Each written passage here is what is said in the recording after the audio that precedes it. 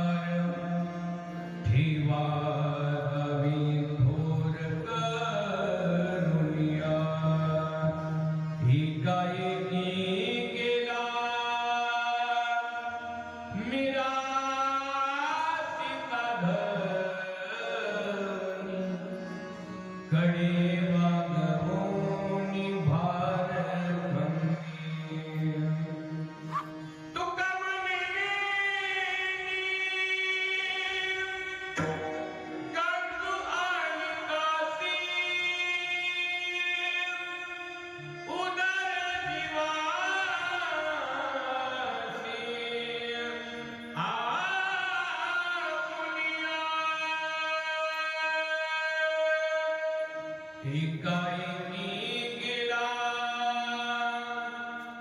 मिरासीचा धनी, कडे वागवणी भारतंगे, समचरण सरोजम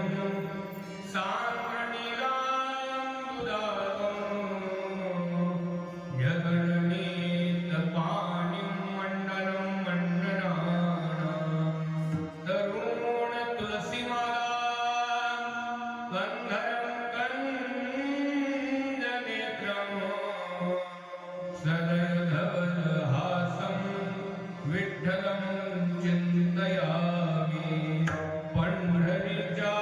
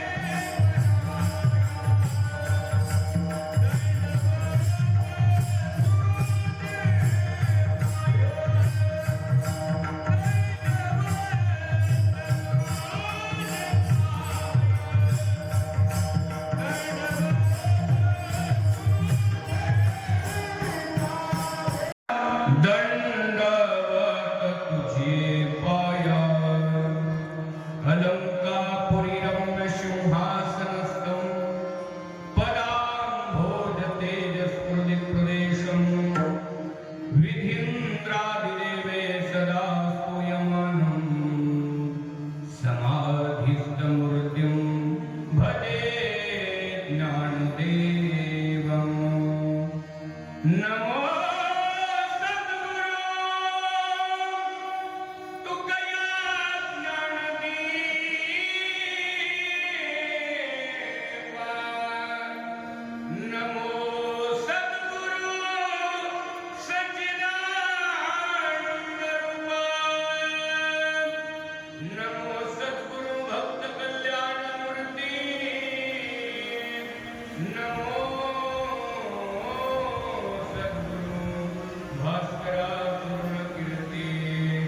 नमो गुरु राजा, नमो महाराजा,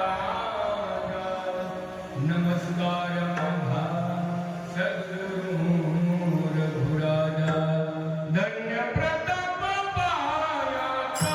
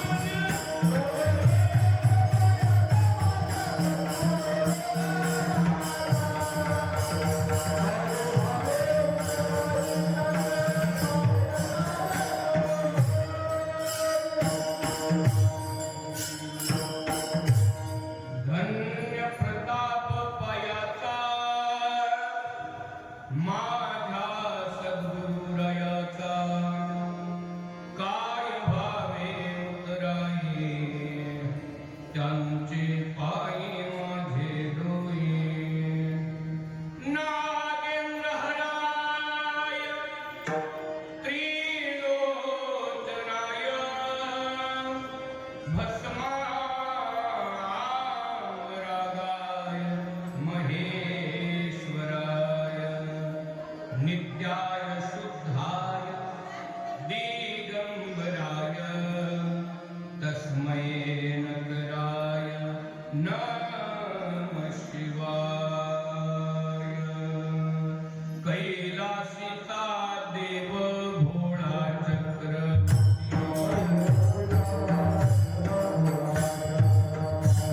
कैलासिता देव भोळा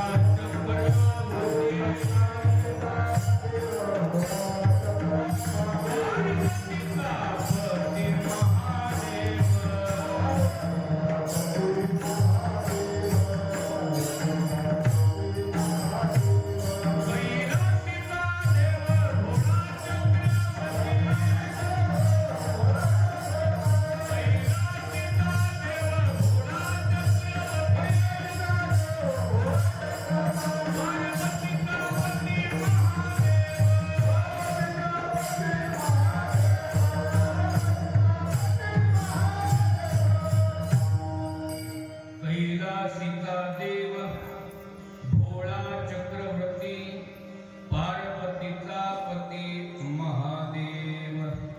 प्रस्तुत प्राप्त प्रसंगी प्राप्त वेळी आणि प्राप्त स्थळी हरी कीर्तनाचा निरूपण करण्याकरिता संत हृदय सम्राट वैराग्याचे मुकुटमणी भक्ती संप्रदायाचे कळस देवमान्य असा जनसाधिकार असणारे देवोत सुप्रसिद्ध साधू श्रीमंत श्री जगद्गुरु तुकोबर यांचं वचन अर्थात अभंग निवडलेलं आहे आणि आपल्या या वचनाच्या द्वारे आज श्रीमंत श्री जगद्गुरु तुकोबर ज्या देवानं हे विश्व निर्माण केलं, ज्या देवानं या सृष्टीची रचना केली, नोहे नोहे तो भगवान परमात्मा या सृष्टीचा माताही आहे आणि पिताही आहे असा जगाचा बाप असणारा भगवान परमात्मा आणि त्या भगवान परमात्म्यापुढे आज श्रीमंत श्री जगद्गुरु तुकोबर यांनी जन्म देणाऱ्या बापाची महती प्रगट केलेली आहे। हे पांडुरंगा, हे माया बाबा, हे पंढरीनाथा, अरे आमच्या जन्म देणाऱ्या बापानं आमच्या करता काय त्याग केलाय, काय समर्पण केलंय, कसं समर्पण केलंय, किती समर्पण केलेलं आहे आणि त्या समर्पणाची उच्च कोटी काय आहे याचं यथार्थ वर्णन करणारा अभंग आजच्या हरिकीर्तनाच्या निरूपणाकरता उच्चारलेला आहे।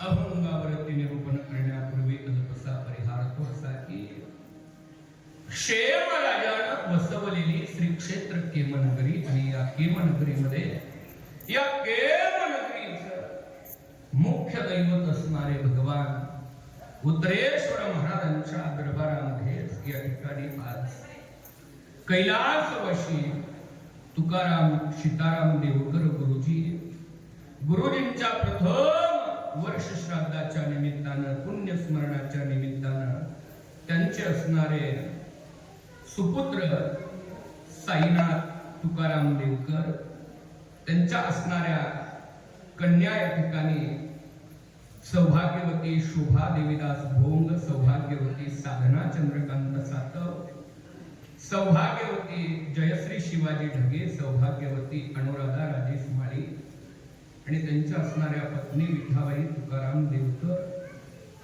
समस्त देवकर परिवार आणि त्यांचे सर्व आप्त इष्ट गणगोत्र मित्र आणि ग्रामस्थ या सर्वांनी मिळून त्यांच्या ऋणामधून उतराई होण्याकरता चालवलेलं हे नाम चिंतनाचं योग्य यथार्थ असं प्रयोजन आहे। ऐका, मानवी जीवनामध्ये जन्माला आल्यानंतर देवशास्त्र आणि संतांनी ज्यांच्यामुळे हे जीवन जगायला मिळालं, ज्यांच्यामुळे हे जग पाहायला मिळालं, ज्यांच्यामुळे सुख आणि दुःखामध्ये आणि प्रतिकूल आणि अनुकूल परिस्थितीमध्ये सुद्धा सहज हे जीवन जगता आलं, अशा प्रत्येक लोकांच्या पात्राच्या ऋणामधून उतराई होण्याचा नियम दंडक सिद्धांत धर्मशास्त्रानं प्रत्येक जीवाला घातलेला आहे, लक्षात ठेवा. म्हणून मानवी जीवनाच्या दृष्टीनं मानवी जीवनात अनेक पात्र येत असतात, अनेक नाती येत असतात, परंतु मानवी जीवनाच्या विषयी प्रत्यक्ष कार्य करणारी, प्रत्यक्ष उपकार करणारी मात्र दोनच पात्र आहेत. एक म्हणजे जन्म देणारी आई आहे, लक्षात ठेवा, आणि दोन म्हणजे जन्म देणारे पिता आहेत. म्हणून धर्मशास्त्रानं प्रत्येक जीवाला इतर कोणत्याही पात्राच्या ऋणामधून तुम्ही उतराई नाही झाला तरी चालेल, परंतु ज्या आईनं जन्म दिलाय आणि ज्या वडिलांनी पालन केलंय त्या दोन्ही पात्राच्या ऋणामधून उतराई होण्याचा नियम दंडक सिद्धांत शास्त्रानं घातलेला आहे. काय केल्यानं आपण या पात्राच्या ऋणामधून उतराई हो. म्हणून तुकोबऱ्यांच्याकडे त्या काळातली काही साधक मंडळी गेली आणि तुकोबऱ्यांना विचारलं, हो तुकोबऱ्या, आम्हाला आई आणि वडिलांच्या ऋणातून उतराई व्हायचे हो, काय करू आम्ही आई वडिलांकरता? तुकोबऱ्यांनी पहिला प्रश्न केला, का हो तुमचे आई वडील जिवंत आहेत का? काही लोक म्हणाले, हो तुकोबऱ्या, आमचे आई वडील जिवंत आहेत. काही लोकांनी सांगितलं, तुकोबऱ्या, आमचे आई वडील या जगात नाहीत हो. मग तुकोबऱ्यांनी दोघाला एकाच चरणामध्ये सांगितलं, बाबा, ज्याचे आई वडील या जगात नसतील त्यानं काय करावं, आणि ज्याचे आई वडील जगात असतील त्यानं काय करावं? काय करावं? ज्याचे आहेत त्यानं उत्तीर्ण चरण